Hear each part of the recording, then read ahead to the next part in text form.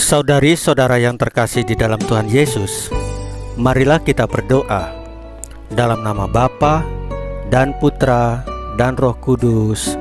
Amin. Bapa kami yang ada di sorga, dimuliakanlah namamu, datanglah kerajaanmu, dan jadilah kehendakmu di atas bumi seperti di dalam sorga. Berilah kami rezeki pada hari ini, dan ampunilah kesalahan kami, seperti kami pun mengampuni yang bersalah kepada kami.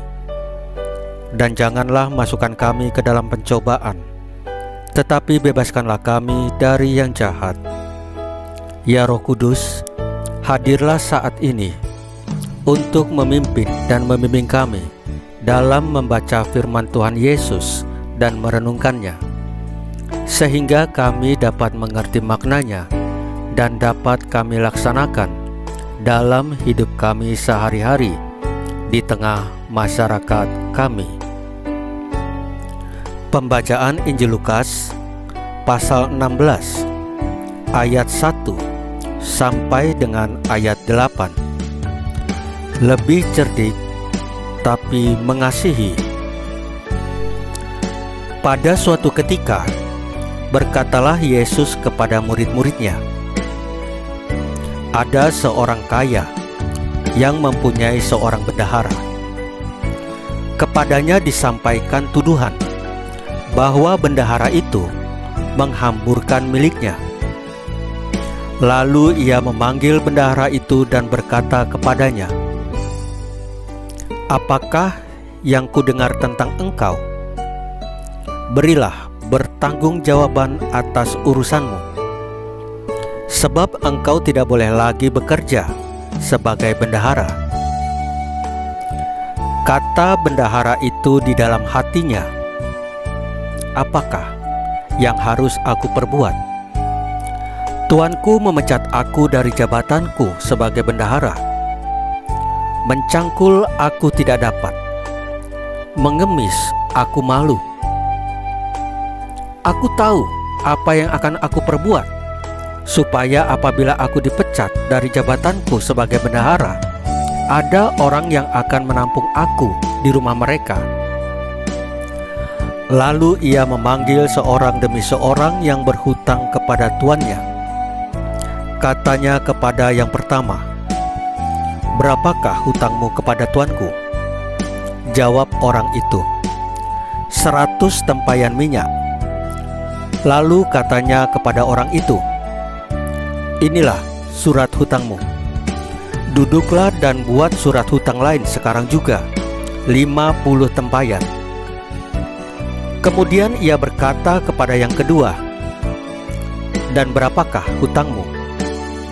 Jawab orang itu, 100 pikul gandum. Katanya kepada orang itu, "Inilah surat hutangmu. Buatlah surat hutang lain, 80 pikul." Lalu tuan itu memuji bendahara yang tidak jujur itu, karena ia telah bertindak dengan cerdik. Sebab anak-anak dunia ini lebih cerdik terhadap sesamanya daripada anak-anak terang. Demikianlah sabda Tuhan. Terpujilah Kristus. Saudari-saudara yang terkasih di dalam Tuhan Yesus, kalau kita mengamati situasi saat ini, begitu banyak orang yang jatuh di dalam sikap intoleransi. Mereka merasa paling benar sendiri dengan ajaran agamanya dan merasa punya hak untuk menghakimi agama lain. Atau dengan kata lain, semakin banyak orang yang terjerumus dalam pendangkalan iman dan melupakan sisi hakiki dari hidup beriman. Akibatnya, orang jatuh pada aturan dan sisi liturgis dan melupakan sisi spiritual dan rohani. Orang beragama kemudian menjadi cenderung menjadi orang-orang Farisi modern. Kecenderungan ini menimpa semua agama tanpa terkecuali. Bagaimana jika para pengikut Yesus Kristus menghadapi hal seperti ini?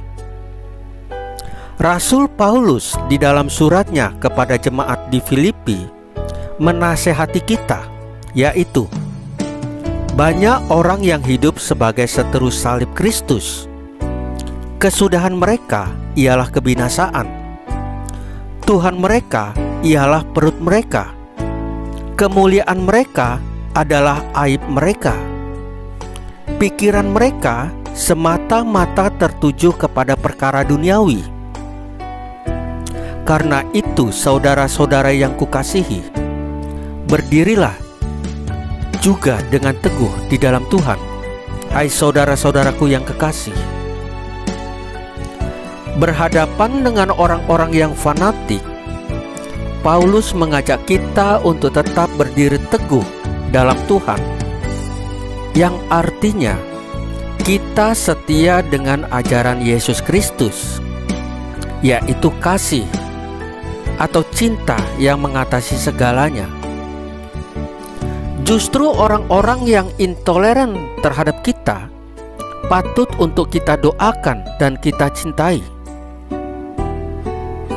Hari ini kita diingatkan di dalam Injil bahwa kita mesti menjadi pribadi yang cerdik menghadapi dunia ini.